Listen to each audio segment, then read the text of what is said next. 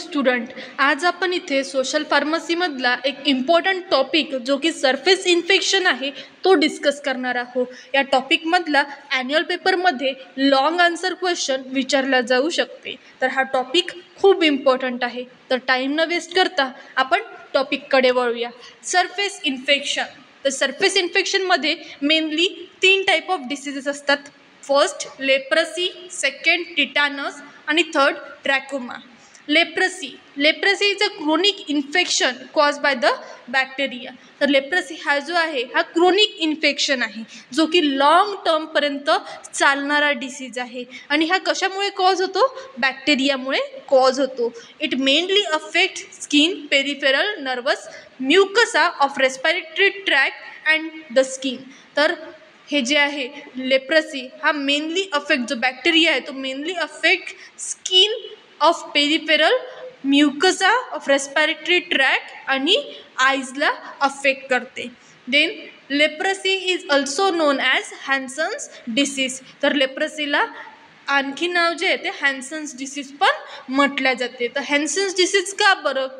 तर हॅन्सन्स जो काही सायंटिस्ट आहे त्यांनी हा जो डिसीज आहे तो आयडेंटिफाय केला, म्हणून लेप्रसीचं नाव पण काय पडलं? Hansen's disease. तर हे लक्षात ठेवा. MCQमध्ये विचारले जाते की leprosy is also known as Hansen's disease. The causative agent mycobacterium leprae. Incubation period 3 to 5 year. ठीक आहे.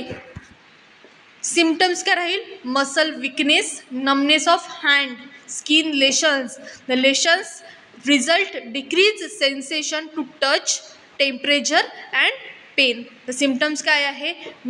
मसल्स विकनेस होईल, त्याच्यानंतर नमनेस ऑफ हँड म्हणजे हँडला काहीच टेम्परेचर किंवा पेनचं जे सेन्सेशन आहे ते जाणवणार नाही. देन जिथे लेशन्स आहे, लेशन्स म्हणजे चट्टे, जिथे चट्टे आहे ते चट्टे जे आहेत त्याच्यामध्ये सेन्सेशन ऑफ टच, टेम्परेचर किंवा पेनचं जे सेन्सेशन आहे ते जाणवणार नाही.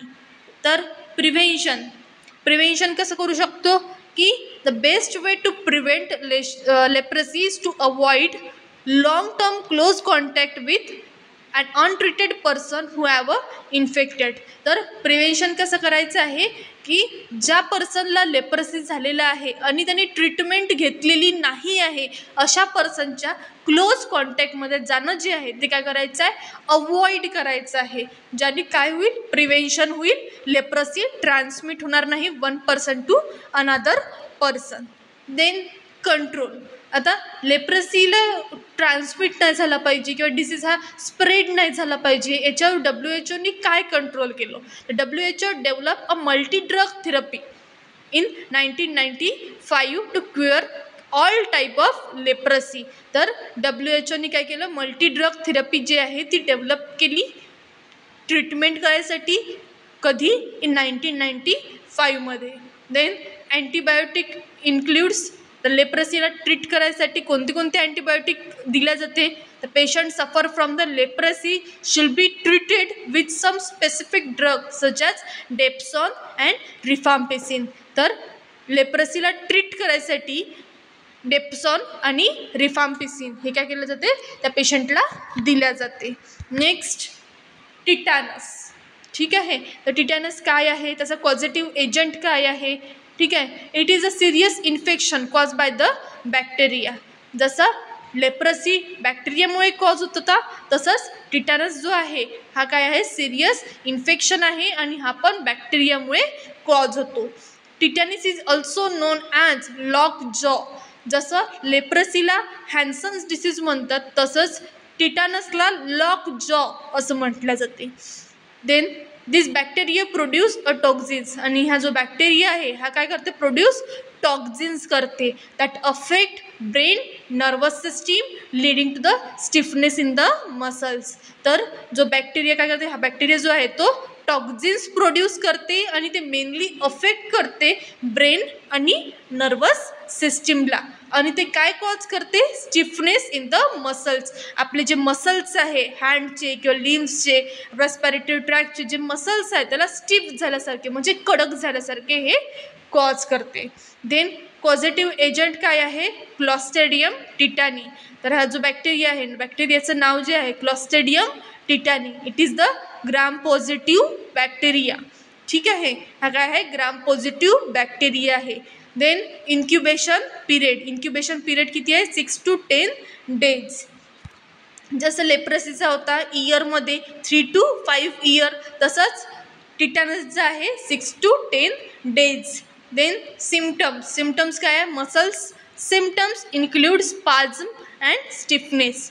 तर मसल्सचे जे सिम्टम्स आहे ते काय, स्पाझम, पेन आणि स्टिफनेस म्हणजे कडक झाल्यासारखे. Stiffness usually started with the chewing muscles, hence it is name as lock jaw. तर स्टिफनेस जे आहे, कडकपणा जो आहे, हा जो आहे तो चिविंग मसल्सपासून, म्हणजे जे आपले चिविंग मसल्स आहे, टीथ, जॉ, इथून काय होतं ते स्टार्ट होते, म्हणून त्याला काय म्हटलेलं आहे, lockjaw. Then muscle spasm then spread to the neck and throat. तर मसल स्पाझम जे आहे ते कुठं स्प्रेड होते, नेकपर्यंत आणि थ्रोडपर्यंत, that causing a difficulty with the swallowing. आणि ते स्पाझम, ते स्टिफनेस जे आहे ते नेक आणि थ्रोडपर्यंत स्प्रेड झाल्यामुळे काय होईल, डिफिकल्टी होईल, कशासाठी, स्वॉलोविंगसाठी. तर गिळण्यासाठी किंवा मग काही पाणी प्यायसाठी वगैरे काय होईल, डिफिकल्टीज होईल. का बरं, कारण आपला जॉ जो आहे, ठीक आहे, नेक जी आहे, थ्रोट जे आहे ते काय झालेलं आहे, स्टिफ झालेलं आहे म्हणजे कडक झालेलं आहे.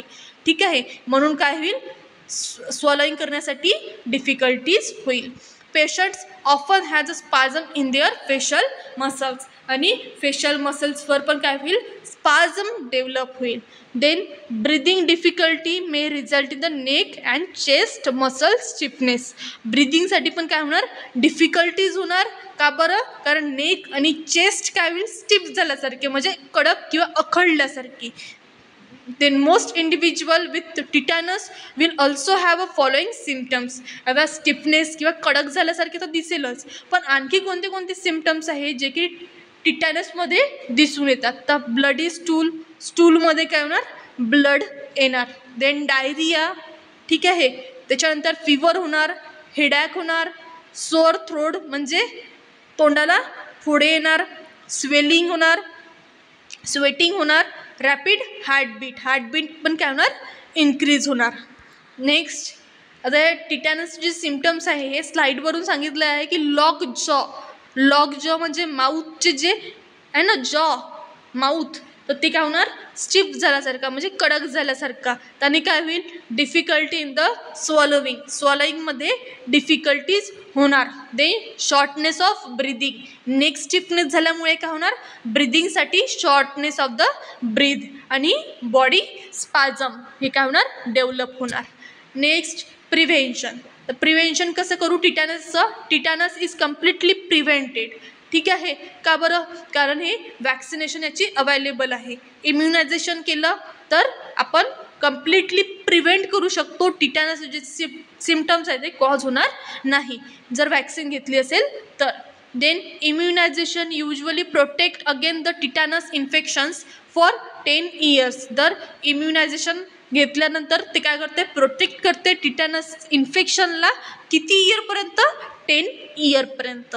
Then infant and children should be immunized by giving DPT vaccines. Also pregnant women, तर प्रेग्नंट वुमनला किंवा इन्फंट्सला किंवा चिल्ड्रन्सला DPT, diphtheria, pertussis and tetanus ही जी वॅक्सिन्स आहेत ती दिल्या जाते. कशासाठी, टू प्रिव्हेंट द टिटॅनस, प्रिव्हेन्शनसाठी, कम्प्लीट प्रिव्हेंट झालं पाहिजे, टिटॅनस नाही झाला पाहिजे म्हणून. देन थर्ड डिसीज या टॉपिकचा जो की ट्रॅकोमा आहे. तर trachoma is a disease of eyes causing an infection with a bacterium. तर ट्रॅकोमा जो आहे तो आईजचं इन्फेक्शन आहे. ठीक आहे, डायग्राममध्ये दाखवलेलं आहे तुम्हाला.